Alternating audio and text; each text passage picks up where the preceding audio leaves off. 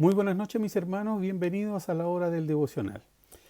Así como hemos estado varios días tratando devocionales sobre el libro de Filipenses en el capítulo número 3, el día de hoy vamos a tomar el versículo número 12 de ese mismo capítulo. El pasaje dice de la siguiente forma: no que ya haya alcanzado, ni que ya sea perfecto, sino que prosigo por ver si alcanzo aquello para lo cual fui también alcanzado de Cristo. El Señor otorgue bendición a su palabra. Posiblemente algunos de ustedes recordarán que lo que venimos hablando en los últimos devocionales que hemos tomado del capítulo 3 del libro de los Filipenses, el apóstol Pablo hace un poco de cambio respecto de lo que venía hablando en el versículo capítulo 1 y capítulo 2. Y en este preciso espacio de la palabra del Señor, Él está hablando sobre la responsabilidad que cada uno de nosotros tiene de buscar la santidad en Cristo. E incluso bajo el concepto de alcanzar la perfección. Porque la verdad es que si tenemos de parte de nosotros la invitación del Señor Jesucristo a ser como Él es perfecto, por lo tanto es a lo que nosotros debemos aspirar, a lo menos aspirar. Y esa es la aspiración del apóstol Pablo, llegar a la perfección, aunque él acepta que no la ha alcanzado y quiere dar a entender de que él en ningún caso quiere decir que sea perfecto. Él más bien en un sinnúmero de pasajes de los escritos suyos plantea esa problemática, ¿cierto?, de querer ser mejor de lo que él es y no poder por la condición terrenal a la cual está sujeto. Pero en este pasaje el apóstol Pablo entrega esta idea de alcanzar la santidad en Cristo y nos quedamos con aquella parte del pasaje que dice: por ver si alcanzo aquello para lo cual fui también alcanzado de Cristo. Quiero que les quede muy claro de que el apóstol Pablo aquí está hablando de santidad, no de conversión.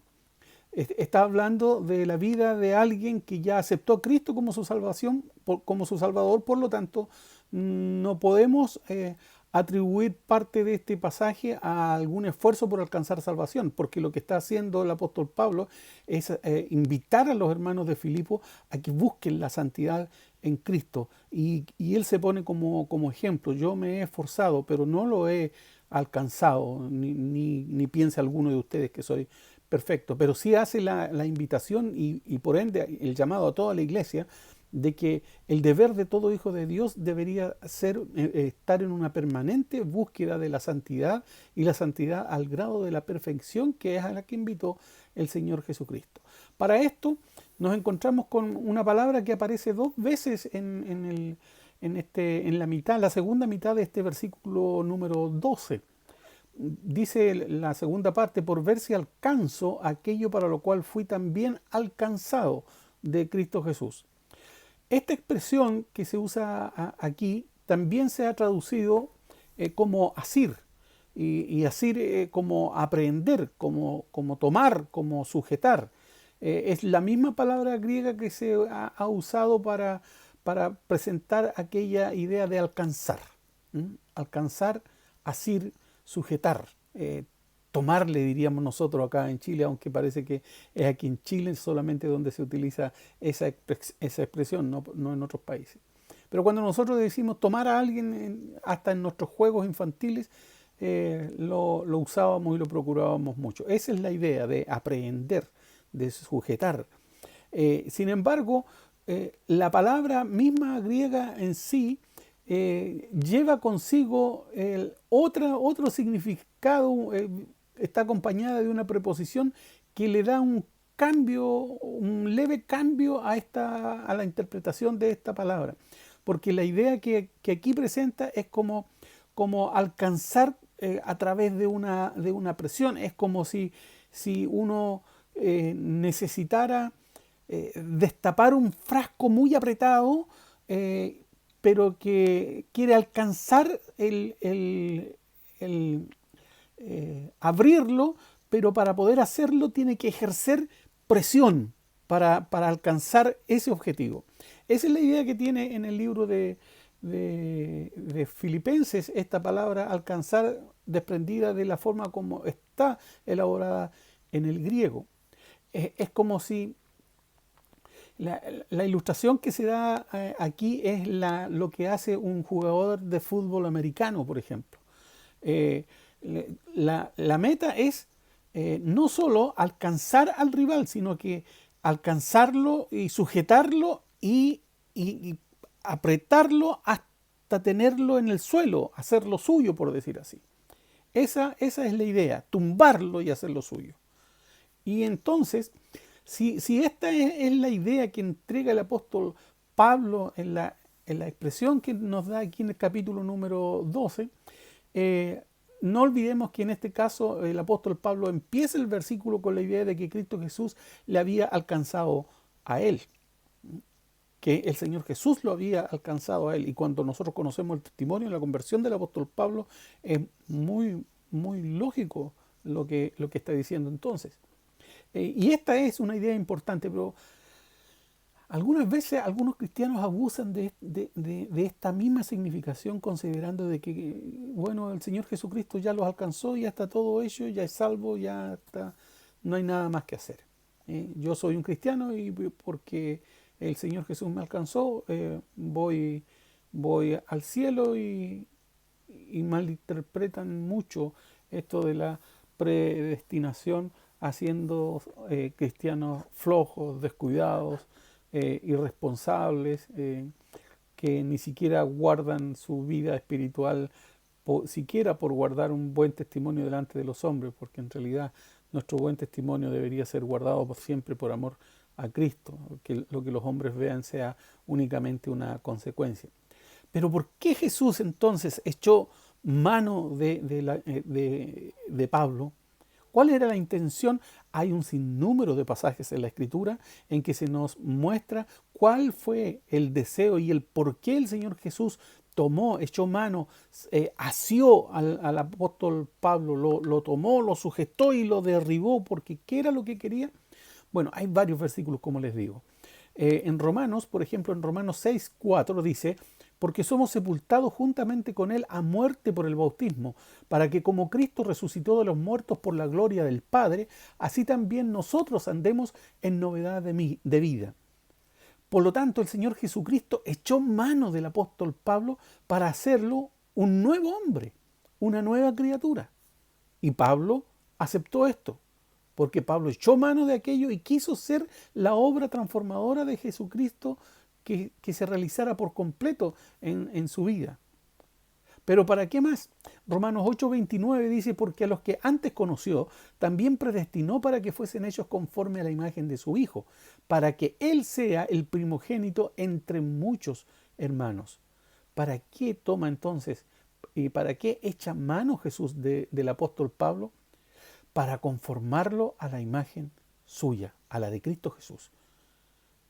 Por eso echa mano de él.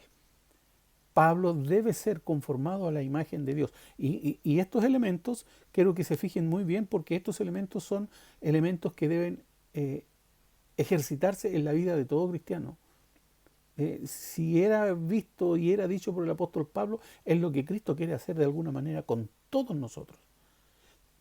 Luego, Jesús echa mano del apóstol Pablo para hacerle su testigo. En Hechos 9:15 dice: y le dijo el Señor: ve, porque instrumento escogido me es este para que lleve mi nombre en presencia de los gentiles y de reyes y de los hijos de Israel. Esto es lo que comunica Jesús a otra persona que no es Pablo, pero deja muy en claro qué era lo que él quería hacer con el apóstol Pablo. Quería hacer de él un testigo, había echado mano del apóstol Pablo, lo había derribado y lo había hecho suyo, y todo esto lo había hecho precisamente para que él también fuera su testigo. En Hechos capítulo 9, versículo 15, también el pasaje que ya acabamos de leer, Jesús echa mano del apóstol Pablo para ser un instrumento de la conversión de otros, para ser el pregonero de su palabra. Lo toma y echa mano de él, lo derriba porque de él quiere hacer un hombre ganador de alma, que lleve el mensaje, que lleve la predicación, que lleve las buenas nuevas de salvación para la conversión de muchos. Luego, en el libro de Hechos, capítulo 9, pero un poquito más adelante, en el versículo número 16, dice, porque yo le mostraré cuánto le sea menester que padezca por mi nombre. No les parezca raro lo que voy a decir ahora, pero también el Señor Jesucristo echó mano de él para que el apóstol Pablo le fueran impresos sufrimientos. Sufrimiento. Y por favor, ninguno de ustedes vea esto como un despropósito.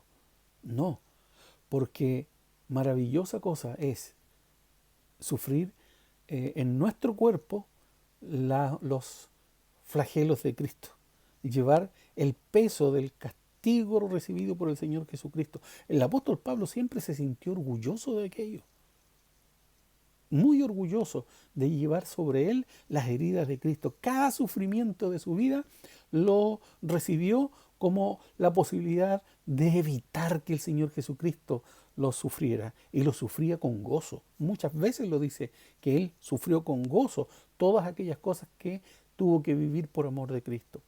Y finalmente nos encontramos con el hecho de que el Señor Jesucristo toma al apóstol Pablo para que él pudiera obtener la resurrección de la muerte, que es lo que pide en un pasaje que ya vimos días anteriores en el versículo número 11. Él busca el momento de vivir con Cristo siempre. Ahora, ¿para qué el Señor Jesucristo echó mano de nosotros?